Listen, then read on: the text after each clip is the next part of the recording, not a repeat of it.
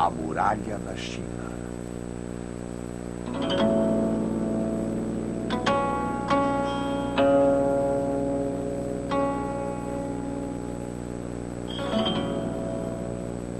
Do outro lado do mundo, um novo imperador projetou uma linha de pedra cortando a face da terra, que seria construída pelas mãos do homem em um enorme pedaço de terra.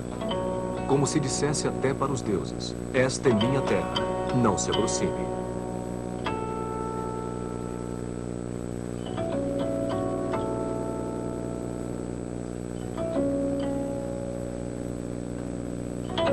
A dinastia Ming da China livrou-se finalmente do jugo dos mongóis, forçando os descendentes de Gengis Khan a se retirarem para as estepes do norte.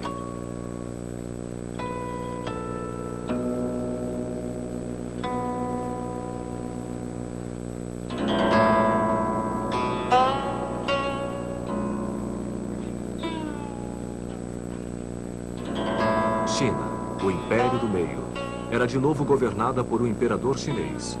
E para defender este império, foi ordenada a construção de uma gigantesca muralha que se estenderia do rio Yalu, da Baía da Coreia, até o selvagem deserto de Gobi.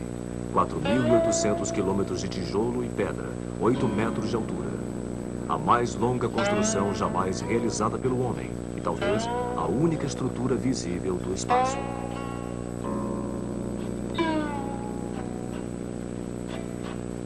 Se a muralha da China fosse esticada de ponta a ponta no Brasil, ela ligaria Macapá a Porto Alegre.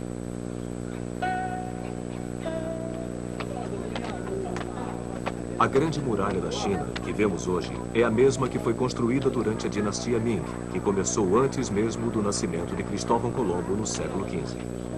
A ideia, no entanto, de construir uma parede em volta do Império do Meio data de 2000 anos antes, do século VIII a.C.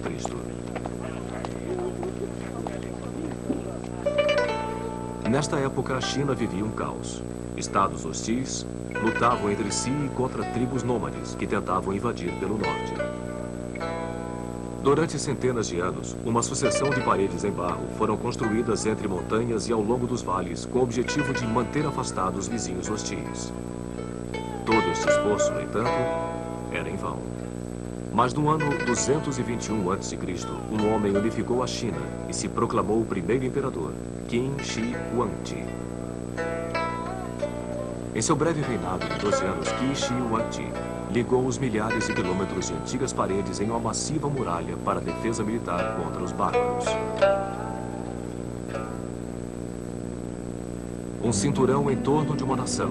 Esta grande muralha simbolizaria a China para sempre. Ferozmente protetora, hostil a estrangeiros, prodigiosa por seu trabalho. Um povo unificado.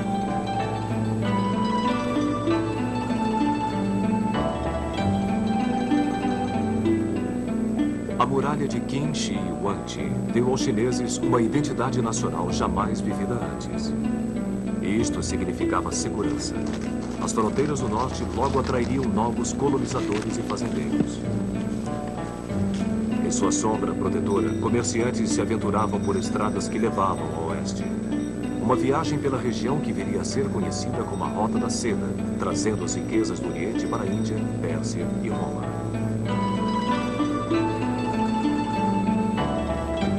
O imperador chinês escreveu: agora nosso povo está pacificado e não deve mais temer a guerra. Os homens trabalham na terra, enquanto as mulheres estão engajadas em suas tarefas. Mas esta era a sua versão. A muralha pode ter sido uma grande realização militar, mas foi também o resultado de um trabalho brutal por parte do povo chinês. 800 mil soldados, trabalhadores cativos e prisioneiros foram forçados a trabalhar para erguer a muralha. Criminosos enfrentavam uma punição a mais. Suas cabeças eram raspadas, suas faces escurecidas e colares de ferro eram colocados em seus pescoços. Nesta situação, eram enviados a províncias distantes para buscar matéria-prima. Um cronista escreveu: valas ao lado de estradas eram preenchidas com corpos de homens que foram forçados a ir para a construção da Grande Muralha. E quando homens não podiam mais ser encontrados, suas viúvas se juntavam à marcha. A história de uma das viúvas se transformou em lenda. Aqui, nos limites leste da muralha, perto do mar da China, um templo foi erguido em homenagem a Meng Jianlu. Meng, a história conta, foi atrás de seu marido que havia sido mandado para construir a muralha.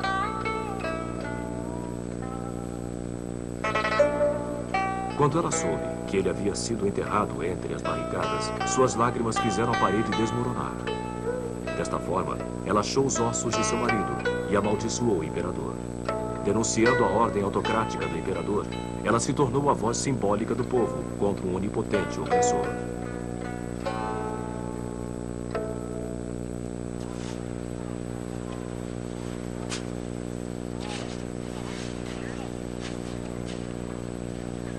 Muito pouco da muralha de Qin Shi Huangdi ainda existe hoje em dia.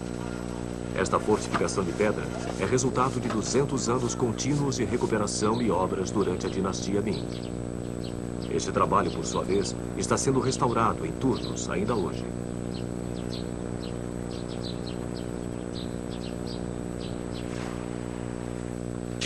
A muralha atravessa metade da China, subindo montanhas inclinadas e protegendo vales, engenhosamente transformando terrenos desfavoráveis para a guerra em vantagem tática.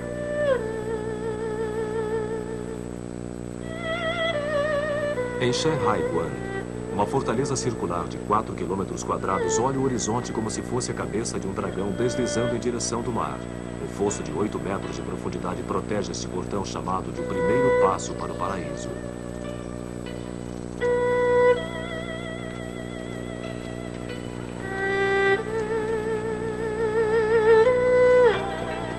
A 300 quilômetros dali, a fortaleza de Jiayuguan era o último entreposto do Império, já que depois deste ponto, em direção ao oeste, estava o vasto deserto mongol.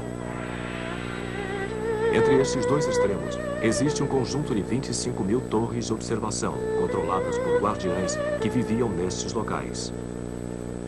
Quando atacados, eles mandavam informação sobre as tropas inimigas por meio de sinais de fumaça durante o dia e sinais de fogo durante a noite.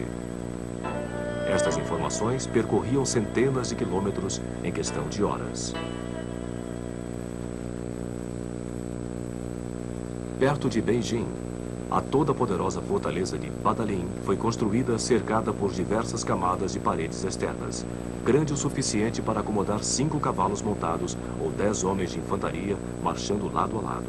Suas duas faces asseguram que a muralha poderia servir de defesa dos dois lados, não importando por onde fosse atacada. Apesar de a muralha ter resistido aos arcos e espadas dos mongóis e dos manchus, ela mal conseguiu sobreviver aos rompantes ideológicos de nosso tempo. Durante a Revolução Cultural dos anos 60, desdenhando o passado histórico da muralha, fazendeiros roubaram muitas partes dela para usar em seus chiqueiros.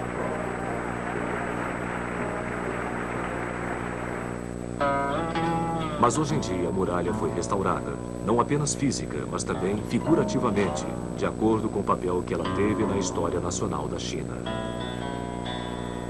Ela novamente existe como uma linha definida, uma marca no terreno, testamento da idade de um povo e de seus ancestrais que a construíram.